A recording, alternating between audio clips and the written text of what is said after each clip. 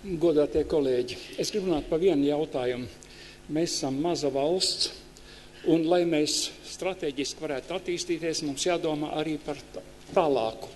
Te jau vairāk kārt tika pieminēts uz 25. gadu un tam līdzīgi, un man liekas, dibinot vienotību, ir jāveido viens jauns princips, un tas princips būtu tāds, ka pie šīs apvienības būtu jābūt kaut kādai grupai, es viņu sauktu tāds centrs, jaunu ideju, jaunu domu centrs. Kaut vai viena konkrēta lieta iezīmēšu.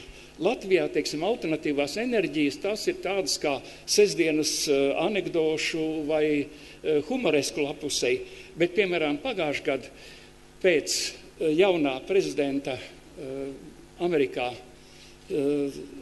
darba sākšanas Alternatīvo enerģiju korporācijas uzrakstīja milzīgu vēstuli kongresam un prezidentam un parādīja, ka pasaulē ir ļoti daudz nopietnu lietu, kuras var samērā ātri ievirzīt valsts attīstībai.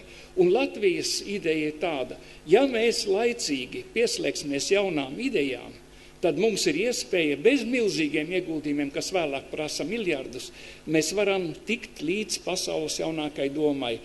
Un tā būtu doma, kurā jāapvieno ir birokrātijas ierēģņu pieredze ar zinātnieku, praktiķu, uzņēmēju idejām.